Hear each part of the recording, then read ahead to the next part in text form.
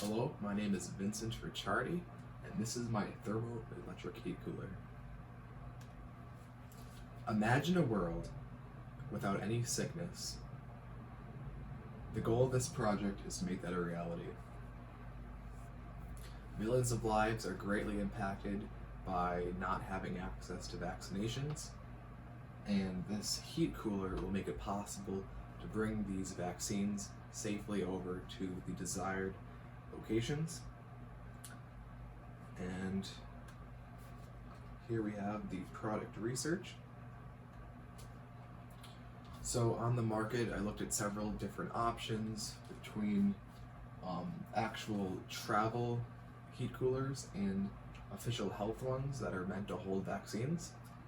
And we found that the travel ones are a lot more affordable and easy to use, but they aren't meant to hold vaccines. And then even though it does do the same job, it's just not meant to do that. And so here we have the top 4 competitors that I found. A lot of the heat coolers were either way too expensive or they just weren't made very well. So these are the top 4 ones. The top 2 here, the Pierce's VaxMate and the Cross 5, those ones are officially used to carry vaccines. And the bottom 2, the Coolitron and the Knox's electric cooler, those are both meant for travel. So as you can see, the official ones that are meant to carry the vaccines do cost more than the travel ones. So each one has their own special thing. The top Pierce's can hold up to 15 vaccines, which is a solid amount, and the Cross-5 Cattle can carry 3 large ones. The travel coolers, this is the best value, the Coolitron Cool Caddy cooler. It's the lowest priced while being able to hold 36 quarts, so it is sizable. And also the Knox's heat cooler can also warm what's inside as well as chilling it. So that's a feature that not many have. Here are my design considerations. So here is the assessment of specifications. Basically, it's just a preview of kind of what I want the design to be like with its specs.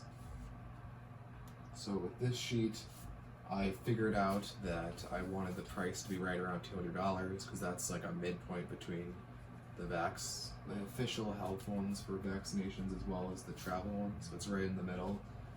It's made of a plastic shell and it'll be insulated by polyethylene foam.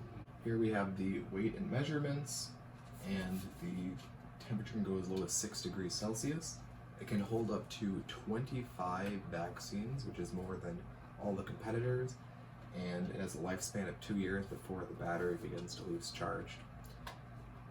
The charging time is 6 hours to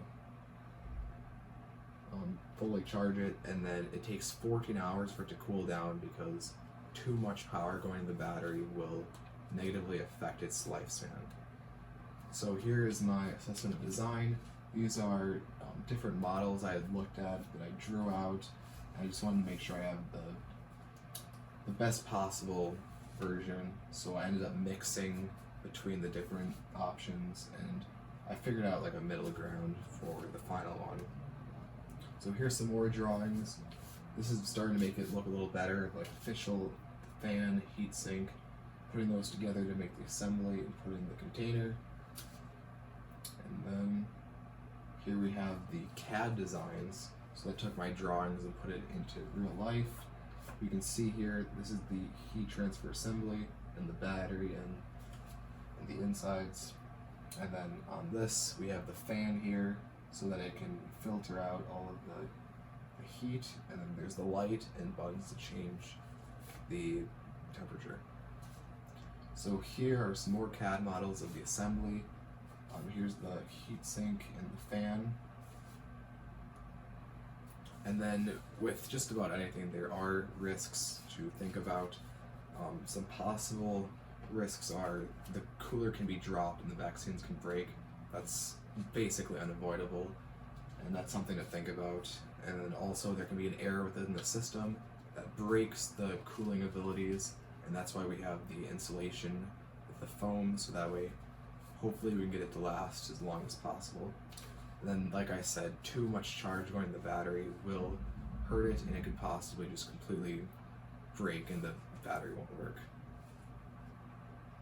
So with my final models, they do hit all the requirements that I wanted to, and I'm happy with the design.